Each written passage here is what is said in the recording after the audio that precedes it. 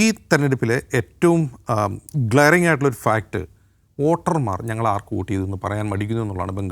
ബംഗാളി വോട്ടർമാർ അങ്ങനെയുള്ള ആളുകളെ അല്ല. അവരാർക്ക് വോട്ട് ചെയ്യുന്നു അവർ പറയുക മാത്രമല്ല, ചെയ്ത് കഴിഞ്ഞിറങ്ങി വന്നിട്ട് അവർ ആർക്കാണോ വോട്ട് ചെയ്ത് ആ പാർട്ടിയെ പിന്തുണച്ച് സംസാരിക്കാനോ ആ അനുഭാവം പ്രകടിപ്പിക്കാനൊന്നും ഒരു മടിയില്ലാത്ത വോട്ടർമാരാണ് ബംഗാളി വോട്ടർമാർ. പക്ഷേ ഈ കുറി അങ്ങനെയല്ല.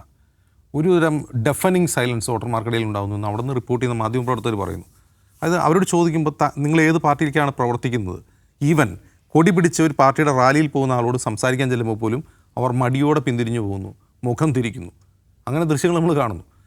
അതിന് രണ്ട് കാര്യങ്ങളുണ്ട്. ഒന്ന്, 2021 ഇലക്ഷനിൽ ഇതുപോലെ BJP വരും എന്ന് പ്രഖ്യാപിച്ച എക്സിറ്റ് പോളുകൾ ഉണ്ടായിരിക്കെ ബംഗാളിൽ വലിയ തോതിലുള്ള വയലൻസ് നടന്നു. ഓർമ്മയുണ്ടാവും, ആ റിസൾട്ട് വരുന്നതിന് തൊട്ട് മുമ്പ് ശേഷമൊക്കെ ആയിട്ട് വലിയ വയലൻസ് ആയിരുന്നു. അപ്പോൾ ആ വയലൻസിൽ വെളിപ്പെട്ടൊരു കാര്യം നമുക്കറിയാം, ബംഗാൾ പൊളിറ്റിക്സ് എന്ന് പറഞ്ഞാൽ ഇൻഹെറൻ്റലി വയലൻ്റാണ്. അത് ഏത് പാർട്ടി ഭരിച്ചാലും, ഇപ്പോൾ കോൺഗ്രസ് ഭരിച്ചാലും CPM ഭരിച്ചാലും തൃണമൂൽ ഭരിച്ചാലും ആ ഭരിക്കുന്ന പാർട്ടി വയലൻ്റ് ആയിരിക്കും. അവർ വയലൻസ് കാണിക്കും, തിരിച്ചുള്ളവരും വയലൻസ് കാണിക്കും. അവിടെ വയലൻസ് എന്നുള്ളൊരു നോർമൽ സാധനമാണ്. അങ്ങനെ ഇരിക്കെ 2021 തൃണമൂൽ വീണ്ടും അധികാരത്തിൽ വരുന്നു. എതിർപക്ഷത്ത് കോൺഗ്രസോ CPM അല്ല, BJP ആണ്. അപ്പോൾ BJP വരുമ്പോൾ സ്വാഭാവികമായിട്ടും BJP കുറച്ച് സീറ്റ് കിട്ടി. അതിനർത്ഥം കുറച്ച് ബംഗാളിൽ BJP വോട്ട് ചെയ്തു എന്നാണ്.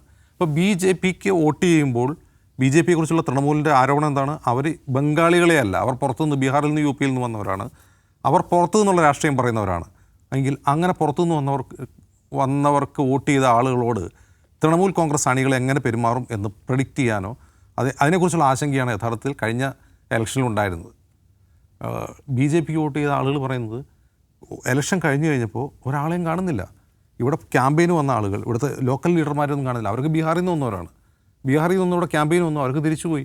ഞങ്ങളെ പ്രൊട്ടക്റ്റ് ചെയ്യാൻ ആളില്ല. തൃണമൂൽ കോൺഗ്രസ്സുകാർ അടിക്കാൻ വന്നാൽ ഞങ്ങളെ തടയാനോ ഞങ്ങളെ സംരക്ഷിക്കാൻ ആളില്ല. അപ്പോൾ ഈ കുറി എന്താ സംഭവം? ഈ കുറി ആളുകൾ BJPക്ക് വോട്ട് ചെയ്തെന്നിരിക്കട്ടെ, ഇത് ആവർത്തിക്കുമോ എന്നുള്ള ഭയമുണ്ട്.